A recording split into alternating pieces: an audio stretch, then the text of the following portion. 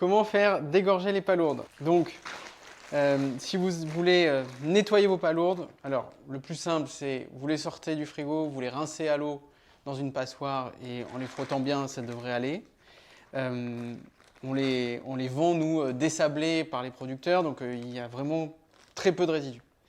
Si vous les avez pêchés vous-même ou vous voulez que ce soit parfait absolument et qu'il n'y ait pas un grain de sable ou une impureté, l'idée c'est de les remettre dans l'eau pendant 1 à 2 heures. De l'eau absolument salée, pas d'eau douce qui les tuerait et qui ne serait pas une bonne chose. Donc, ce que je vais faire, c'est que je les mets d'abord dans mon plat qui va servir à les faire dégorger. Je vois au passage qu'il y en a une qui est cassée par ici, je la retire, une qui est cassée par là, je la retire. L'idée, c'est juste de regarder à peu près le niveau d'eau que je vais devoir couvrir. Donc c'est à peu près ça pour pouvoir bien les recouvrir, puis pas mettre trop d'eau non plus, parce que je vais devoir la saler derrière. Donc j'enlève mes palourdes, parce que si je les couvre d'eau douce immédiatement, ça ne va pas leur faire du bien. Et là, ce que je vais faire, en fait, c'est que je vais monter mon niveau d'eau et peser en même temps. En pesant, ça va me donner le poids d'eau, et donc je vais pouvoir calculer le poids de sel. Il faut viser 35 grammes par litre. C'est le niveau de sel qu'on retrouve dans l'eau de mer. Donc là, je suis un petit peu en dessous, je vais en mettre un peu plus. Donc là, je suis à...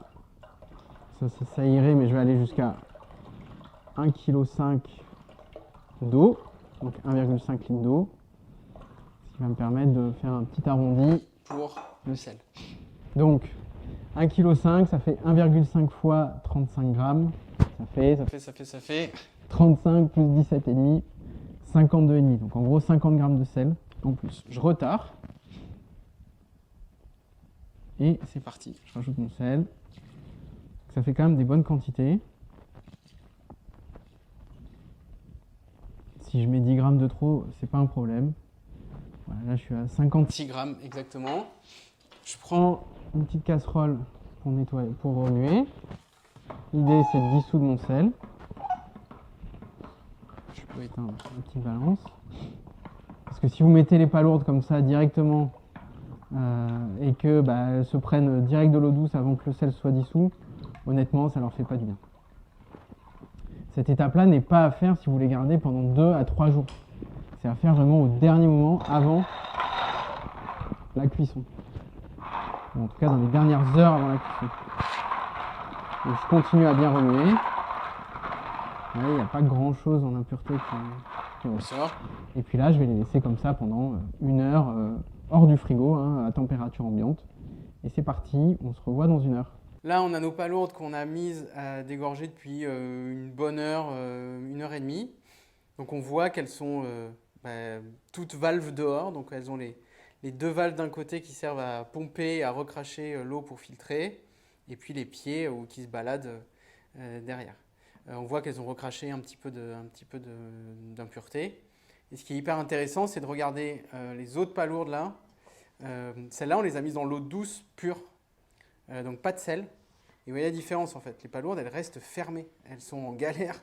Parce que là, en fait, elles sont en train juste de se recroqueviller dans pas d'eau douce, parce que c'est pas bon pour moi en fait.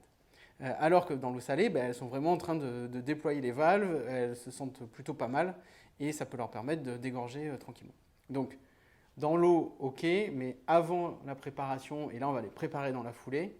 Et surtout pas d'eau douce. Il faut saler l'eau avant de les mettre à dégorger. Donc là, ce qu'on va faire, c'est qu'on va aller juste enlever les palourdes pour montrer ce qui reste. Vous voyez, ça on voit. J'ai pas mal de choses qui restent. C'est plutôt cool d'avoir nettoyé. Honnêtement, après, en ayant rincé... Ah là, j'en ai une qui s'est cassée à nouveau. En ayant rincé, j'aurais fait à peu près le même résultat. Mais voilà, on n'a pas beaucoup de sable, contrairement au coq. Mais quelques impuretés, autant mieux de les avoir retirées. Je pense que ça ne changera pas grand-chose à la cuisson, mais au moins, ça vaut le coup de les faire tremper 1 heure et demie dans l'eau salée. Il n'y a plus qu'à cuisiner.